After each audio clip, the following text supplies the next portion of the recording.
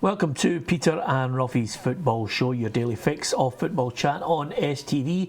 The main talking points on tonight's programme: Aberdeen and Hearts below the chance to close the gap on Celtic at the top of the Premiership.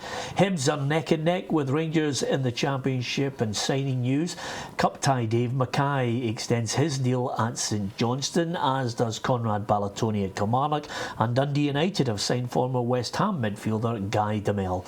Alan Ruff joins me, Peter Martin, our room guest as ever, Gordon Smith, to talk football and look back over the weekend's action. So, yet again, another chance for not only Hearts on the Saturday, but Aberdeen to close that gap. They couldn't do it, Ruffy. Yeah, that's why I think we all come to the conclusion that Celtic will win the league, even when they're not firing on all cylinders. The other teams are given a chance to catch up on them, but they just don't have the ability to do it. Yep, I thought yesterday was a great opportunity, but great credit to Hamilton Accies, Gordon. They battled away. They had some really good chances in the game as well. Yeah, they did. I mean, they lost the early goal. Aberdeen should have taken that, moved on from there and sealed the game up, but they didn't create an awful lot. I didn't think Aberdeen. I thought as the game was going on, Hamilton were becoming a better team, creating more chances, didn't take them, and I felt they did well without Ali Crawford, because he's been a key player for them, and they didn't have him. But all in all, it was a good team performance from Hamilton, and I felt at the end they certainly thoroughly deserved the draw. Yep, Kenny McLean impresses me in the Aberdeen shirt, Ruffy. Got a good goal, and of course Dougie Emery's always lethal from about 3 yards out. Yeah, it was interesting when it came off the goalkeeper. The ball was sort of trickling to him, and he couldn't get his foot on it quick enough. It was sort of frightened to look round in case the linesman had put his flag up. But I think it was very marginable. Yeah, or even marginal. The other thing I was going to say to you is Hearts on the Saturday again, Ruffy. It's almost as if we're willing teams to make a go of it against Celtic, but they had a good opening goal, couldn't hold on to it, and despite the fact that they're getting sellout signs up at Tynecastle regularly, that was a real opportunity squandered again. Yeah, I'm sure the manager would be disappointed. It was a reasonable performance, and to go 1-0 up, you would think, Gordon said again, with Aberdeen, they'd be able to get that second goal. And that second goal's the one that kills the game, but they weren't. And all credit to Dundee, who hung in there and gave themselves a chance and got a good goal. Rory Loy took it really well. But again, in hindsight, when you look at it, it's another 2 points thrown away. Yeah, I did mention there that Dave Mackay has extended his contract by a further year. He's a steady Eddie. We've had him as a regular guest on the programme, and well worthy of that extension. And St Johnstone just keep on, racking up the wins. Yeah, that's the main thing. I mean, they're on a great run. We spoke about it before their game on Saturday, and we said, 5 away wins in a row. They've now made it 6, and that's great form. I mean, to be able to do that in the Premier Division is tremendous. Dave Mackay's been a real stalwart for them. I think the reason you get a contract, you need to show two things. One is the fact is that you've still got the form, but the second thing is the fitness level, because he's 34 now, you know what I mean, and he's getting towards the end of his career. No doubt he's in the autumn of it, maybe rather than the winter, but he's certainly getting near the end. But the thing about it is he's also an influence on the park too. That kind of guy there who's a strong leader type player also brings the best out of his teammates, and I think that's probably the reason why that they've decided to keep him on for another year anyway. Yeah, I know Tommy Wright had mentioned that he thought Dave Mackay could play until he was 40, such as his commitment to fitness. But of course, as you're listening now, Dave, if you were thinking about that, it's over. You're in the autumn of your career, according to Gordon Smith, so a couple of years left in that shoe. Autumn's all right, winter's tougher. Okay, maybe 3. Dundee United have made moves in the transfer market, and Guy Damel, he was a defensive midfielder. I think he's got an impressive CV, Ruffy, in there. He's got Borussia Dortmund on it, and also West Ham. Yeah, and we said that at the weekend, that when you try to turn things around, you're better having people round about that you know. And we did say that Dundee United are now at the stage where they need players who need to dig in. You need to grind out results. They tried it on Saturday, just failed near the end there, but certainly they look as if they're getting back. They know where they were, but they're looking as if they've got a wee bit gumption about them now. They're going into tackles, and you can see that even the fans run about when they score a goal. They're all right behind the side. So I think it just depends what more players they can can bring in, because they really need to start digging out results. They do need a tape of character, but he's already obviously shown his fitness too, Peter, because that's the main thing. He's had a great career. I mean, he's been at Dortmund and Hamburg as well, then West Ham. So, I mean, he's also in the autumn of his career. I've used that term now. 34 years of age, but he's a big lad. He's 6'3", and that maybe gives him a wee bit of physicality in there too. Somebody that's got that kind of level of experience, but the physical side of the game, maybe the mixers felt they've actually not had that enough in the centre of the midfield. Yeah, well, let's look at the table for the Premiership just to see how it's looking, because that 6 points at the bottom is a worry. Motherwell certainly not out of it, Ruffy. Thistle couldn't quite overall get away from there. They've got a good win at the weekend over Inverness Cali Thistle, albeit at the death, but Motherwell have got a bit of work to do as well. Yeah, they certainly have. The good thing for Partick Thistle was that they've done something they've never been able to do before, is actually get a goal near the end. They're usually losing them at the other end and throwing away points. So, but I think Alan Archibald and Motherwell will know that Dundee United will pick up. I mean, I know they're in dire straits just now, but I definitely think that they'll start picking up points. So everybody above them will have to be very cautious in what they're doing. Yeah, and of course we have to mention Celtic, because they couldn't actually penetrate that Kilmarnock defence, and Phil Martz to Gary Locke's side to go to Celtic Park Gordon and get a 0-0. Well organised, kept it tight. A few scary moments, as you would expect. Yeah, you're always going to require a bit of luck when you go to Ibrox or Celtic Park. I remember as a player for Kilmarnock, you require luck if you're going to obviously win, because you're going to be under pressure. They're going to have more of the ball, create more chances, sort of thing. But Kilmarnock have done well, and it's interesting when you think about it. That's 2 draws I've had with Celtic this season. So they haven't lost to Celtic, and you think Kilmarnock were struggling the last time when they actually got the 2 each draw and came from behind twice. This time a 0-0 at Celtic Park, so I think they'll be pleased with that. But Celtic, it's not the best of I think, going into the big game on Thursday night, they would probably have wanted to get a bit of a confidence booster there. A result, I mean, it came after the AGM where Ronnie Dyler got the backing of the management saying, he's here, you think he's doing a good job, and then all of a sudden you get out on the Saturday and you don't beat Kilmarnock, a team that are pretty far down the league. So that's a bit of a disappointment. There certainly won't be a big booster, and they now, I think, need to put in a performance on Thursday night. Yeah, and they'll need their captain in there, Ruffy. He's got a tender knee that obviously the physios will be working on all the way through to Thursday. Yeah, and he's probably the kind of player, he might not be 100% fit and they'll throw him in. Sometimes it works, sometimes it doesn't. I think he is a big player for them in European nights, so I think he's got a good bit to try and recover from the injury. But the way he was talking, he was touch and go, so they'll be hoping he makes it. Yeah, and if you want to see why maybe Scott Brown might be struggling for Thursday, have a look at the strip he's been dressed in for the Scotland new home and away kit. Here's the picture of them released. He's got the tartan. I actually don't mind the home strip.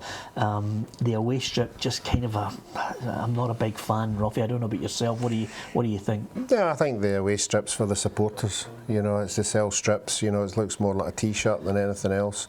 Yeah. Not particularly the colour of it. I just think it looks like a travelling away strip for the supporters.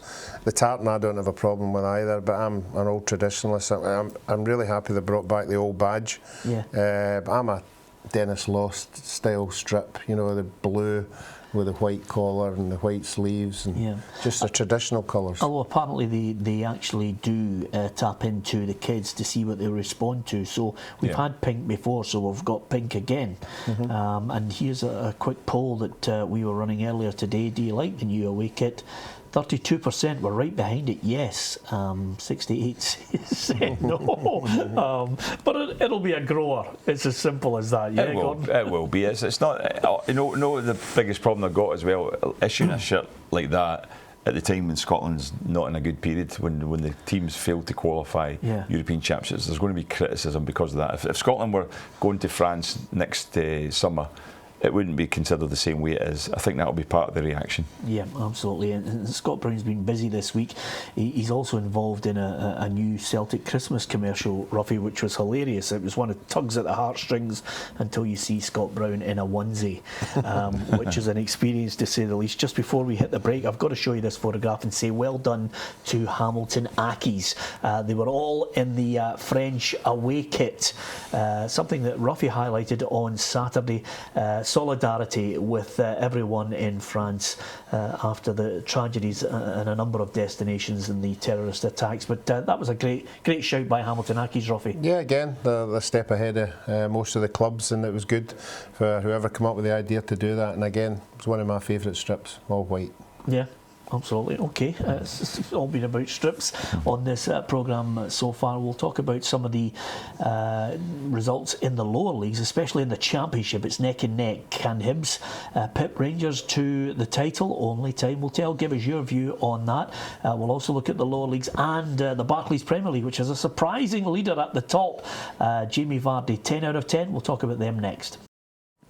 Welcome back to Peter and Ruffy's Football Show. Alan Ruff is alongside me, Peter Martin. Our bookroom guest, as ever on a Monday, is Gordon Smith. Just before we talk about the other lower leagues, I must say from everyone in the Football Show, good to hear that Graham Souness is back after just a cardiac operation, just a minor check. We hope he's okay.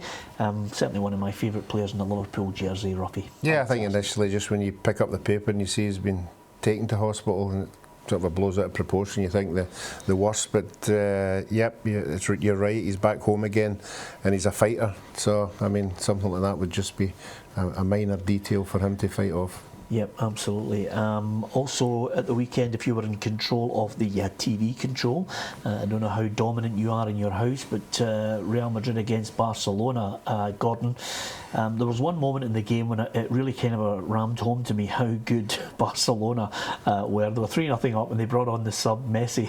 Yeah. Well, we do know, I mean, I did predict to be sub because I thought they'll keep the same team because they're in good form.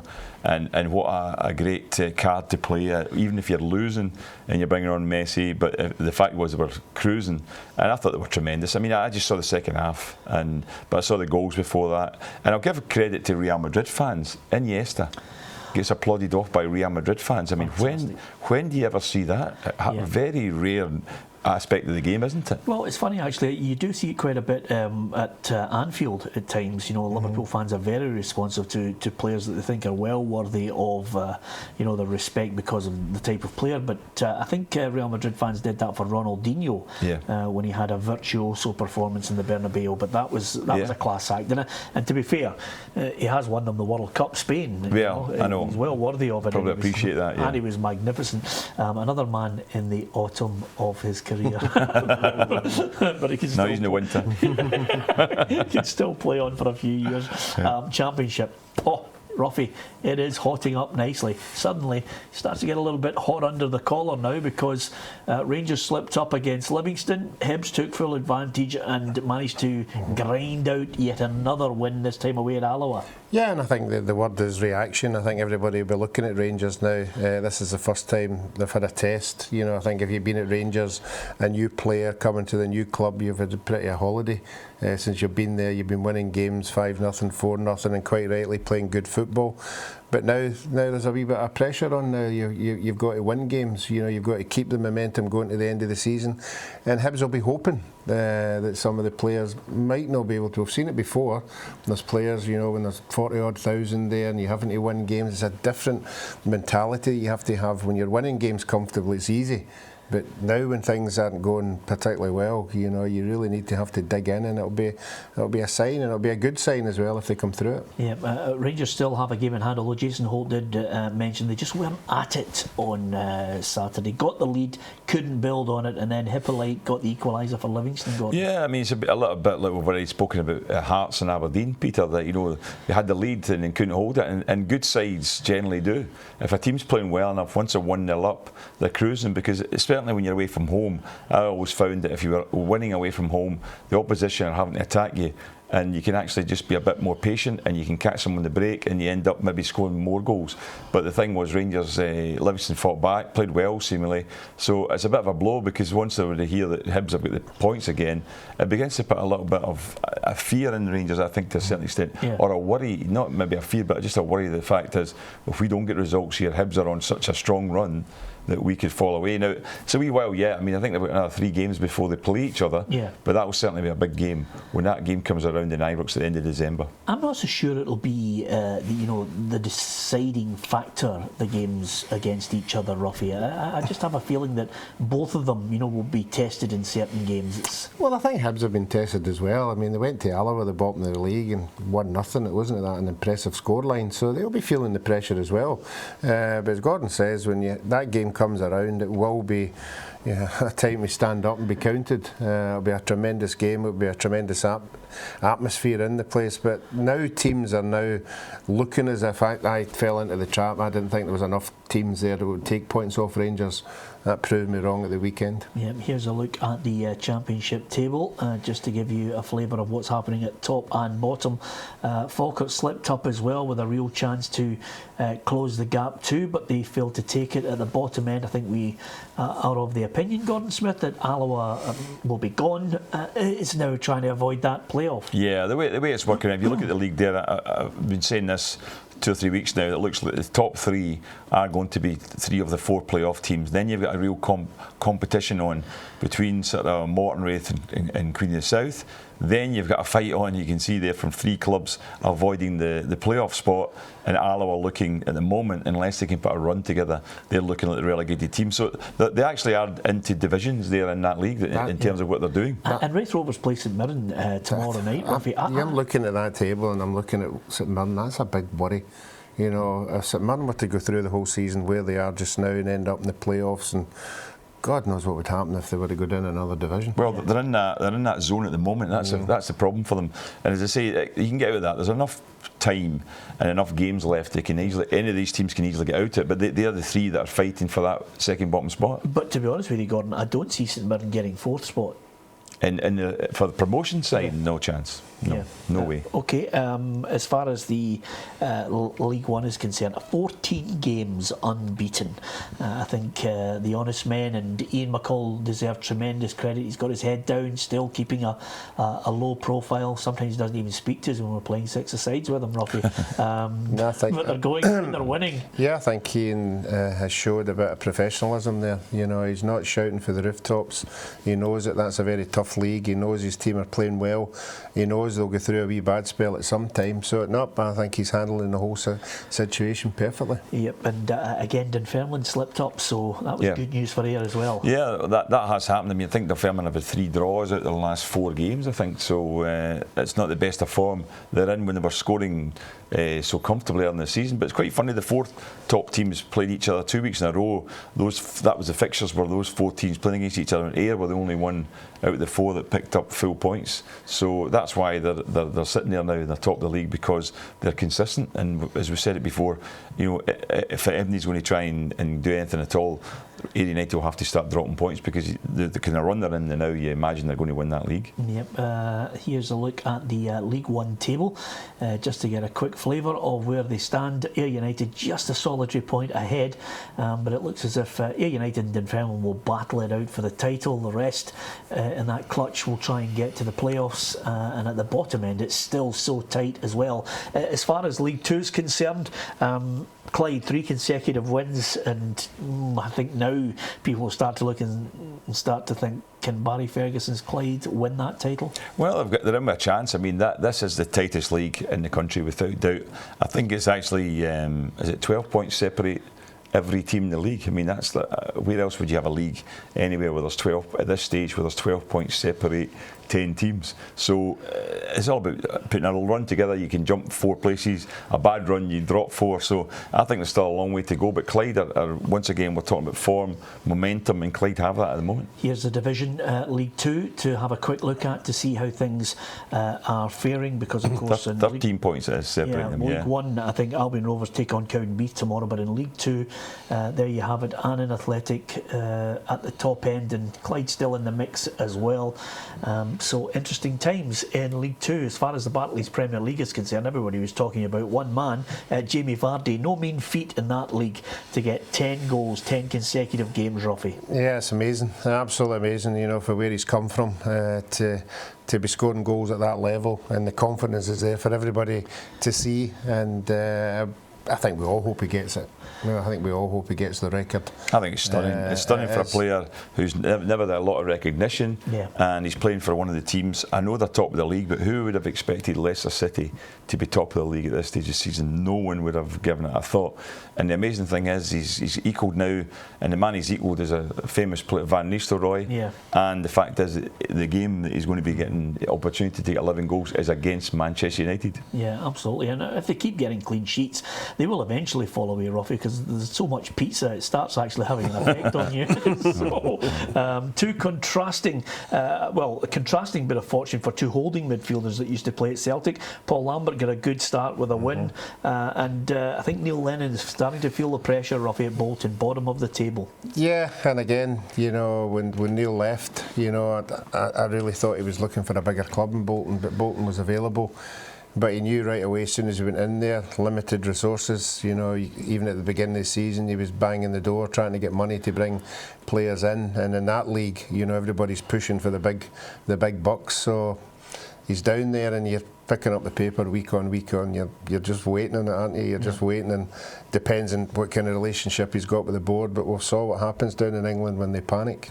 Absolutely. Okay, you can give us your view at Peter and Ruffy on Twitter, facebook.com/Peter and Ruffy, and of course peterandruffy.com if you want to comment on your team's performance.